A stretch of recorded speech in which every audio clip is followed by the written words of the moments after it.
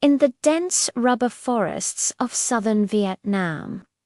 Amidst the turmoil of the late 1960s, a story of humanity unfolded against the backdrop of war. Nguyen Tu Lan, a young Vietnamese guerrilla fighter, moved like a shadow through the familiar jungle paths. Her life, once filled with the simple rhythms of her village, was now dictated by the harsh realities of conflict. Her mission was clear: to protect her land and her people from the encroaching U.S. forces. One sweltering afternoon, the air was shattered by the thunder of explosions and the crackle of gunfire. Lan's unit engaged in a fierce skirmish with a platoon of American soldiers. The chaos was a terrifying ballet of survival. In the aftermath, as silence began to reclaim the jungle, Lan discovered a wounded American soldier lying near a cluster of bamboo. He was William Carter, barely a man, his face pale with pain and fear. His uniform was torn, and a deep gash on his leg bled profusely. Their eyes met for a fleeting moment, a silent exchange between two enemies caught in the same brutal storm. Lan's training screamed at her to see him as the enemy, a threat to be eliminated. But looking at William, she saw not a soldier, but a young man, far from home, bleeding in the mud. A battle raged within her, a conflict between her duty and her conscience. She made a choice that would change both their lives forever.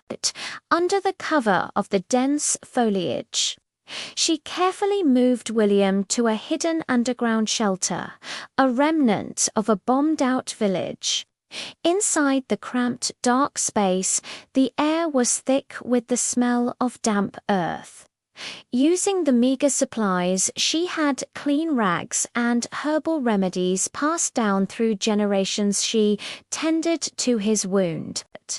William, delirious with fever, could only watch, his initial fear slowly giving way to a dazed curiosity. He couldn't understand her language, but her gentle touch spoke volumes. Days turned into a tense routine. Lan would venture out for food and water, returning to the shelter to share her meager rations with William. She brought him rice, wild fruits, and clean water. He, in turn, began to see past her guerrilla uniform to the person beneath. He learned her name, Nguyen Tu Lan, repeating it until the syllables felt familiar. He told her his, William Carter, pointing to himself. Communication was a mosaic of gestures, sketches drawn in the dirt, and the few words they could teach each other. He drew a picture of his family back in Ohio, simple house with a picket fence. She showed him a small, worn photograph of her parents, lost in an earlier bombing. They shared stories without words, bridging the vast chasm of culture and conflict with the simple, universal language of human experience. One evening, as rain drummed on the roof of their shelter, William, now stronger, sketched Lan's portrait in a small notebook he had kept. He captured her determined eyes and the quiet strength in her face. When he showed it to her, a rare, gentle smile touched her lips. In that shared moment, they were not a guerrilla and a soldier. They were just Lan and William, two souls who had found a sliver of peace in a world at war. This fragile sanctuary, however, could not last.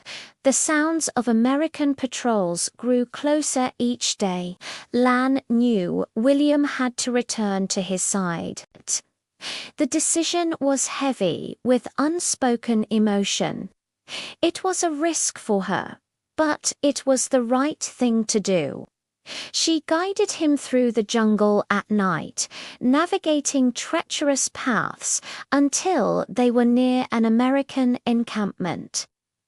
Their farewell was brief and silent.